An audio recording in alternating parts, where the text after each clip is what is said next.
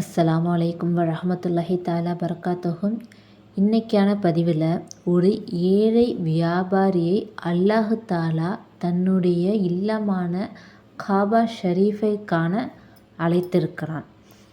அவர் ஒரு கடலை வியாபாரம் செய்யக்கூடிய ஒரு மனிதர்.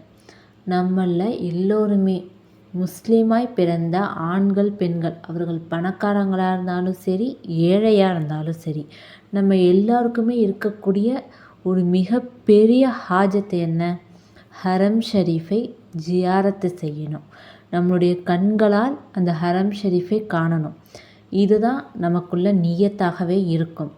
அப்படிப்பட்ட ஒரு கடலை வியாபாரி என்ன செய்கிறாரு? தன்னுடைய ஹாஜத்தை நிறைவேற்றிட்டு வராரு.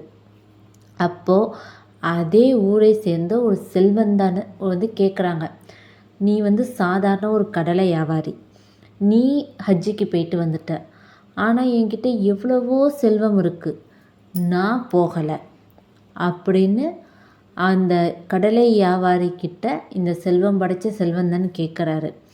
அதுக்கு அந்த கடலை வியாபாரி சொல்கிறாரு, உன்கிட்ட பணம் இருக்குது, காசு இருக்குது, ஆனால் அல்லாஹுடைய நாட்டம் இருந்தால் மட்டும்தான் நீ செல்லலாம்.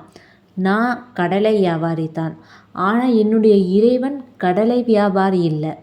அவன் அகில உலகையும் அண்டத்தையும் அனைத்தையும் படைத்தவன். அவன்கிட்ட நான் துவா கேட்டேன், அல்லாஹு தாலா என்னுடைய துவாக்களை நிறைவேற்றினான். அதுபோல் உங்களுடைய துவாக்களையும் நிறைவேற்ற இந்த ஹஜ்ஜு செய்யக்கூடிய துவாவை நீங்கள் ஓதுங்கள். அல்லாஹும்ம அக்ரிம்னி பி ஜியாரத்தி பைத்திக்கல் ஹராம். இந்த துவாவை உங்களுக்கு நேரம் கிடைக்கிற சமயத்தில் நீங்கள் ஓதலாம். ஃபர்லு தொழுகைக்கு பிறகு ஓதலாம்.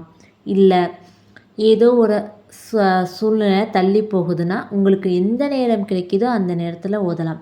மேலும் இது போன்ற தகவல்களை தெரிந்து கொள்ள நம்மளுடைய சேனலை சப்ஸ்கிரைப் பண்ணுங்கள். சதக்கா ஜாரியாவுக்காக ஷேர் பண்ணுங்கள். அஸ்ஸலாமு அலைக்கும் வரஹ்மத்துல்லாஹி